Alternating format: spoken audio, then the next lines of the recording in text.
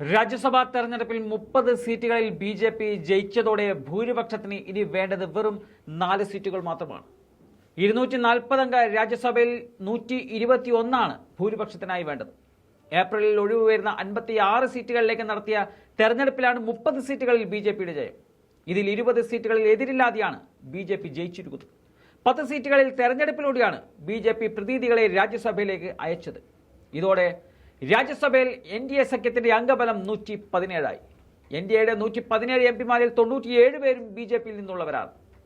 രാജ്യസഭയിൽ ഏറ്റവും അംഗബലമുള്ള പാർട്ടിയായി BJP തുടരും. 29 എംപിമാരാണ് കോൺഗ്രസിനുള്ളത്. 3 സംസ്ഥാനങ്ങളിലായി 15 സീറ്റുകളിലേക്കാണ് തെരഞ്ഞെടുപ്പ് നടന്നത്. ക്രോസ് വോട്ടിങ്ങിലൂടെ നടക്കിയ തെരഞ്ഞെടുപ്പിൽ 10 സീറ്റുകൾ BJP നേടി. 3 സീറ്റുകൾ കോൺഗ്രസും 2 സീറ്റുകൾ സമാജ്വാദി പാർട്ടിയും നേടി. നേരത്തെ ഉണ്ടായിരുന്നതിനേക്കാൾ 2 സീറ്റ് BJPക്ക് ഇപ്പോൾ അധികം ലഭിച്ചിട്ടുണ്ട്. ഉത്തർപ്രദേശിൽ നിന്നും അതുപോലെ ഹിമാചലിൽ നിന്നും ഓരോ സീറ്റ് വീതമാണ് അധികം BJPക്ക് നേടാൻ സാധിച്ചത്.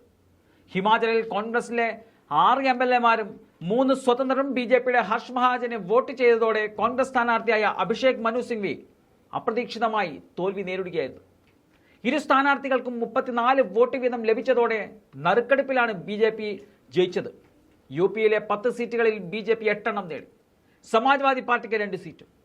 10ാം സീറ്റിൽ BJPയും സമാജ്വാദി പാർട്ടിയും തർക്കം ഉന്നയിച്ചതോടെ പലതവണ നിർത്തിവെച്ച വോട്ടെണ്ണലിന്റെ ഫലം രാത്രി വൈകിയാണ് പ്രഖ്യാപിച്ചത്.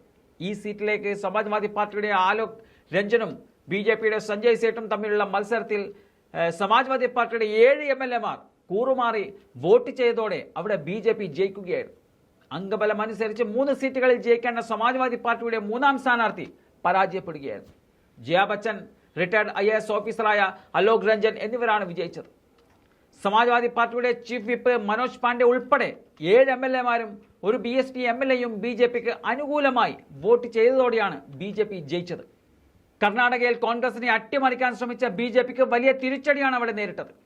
BJPയുടെ ഒരു MLAയുടെ വോട്ട് കോൺഗ്രസ് സ്ഥാനാർത്ഥിയായ AICC ട്രഷറർ അജയ് മാക്കന് ലഭിച്ചപ്പോൾ മറ്റൊരു BJP MLA വോട്ടെടുപ്പിൽ നിന്നും വിട്ടുനിൽക്കുകയായിരുന്നു.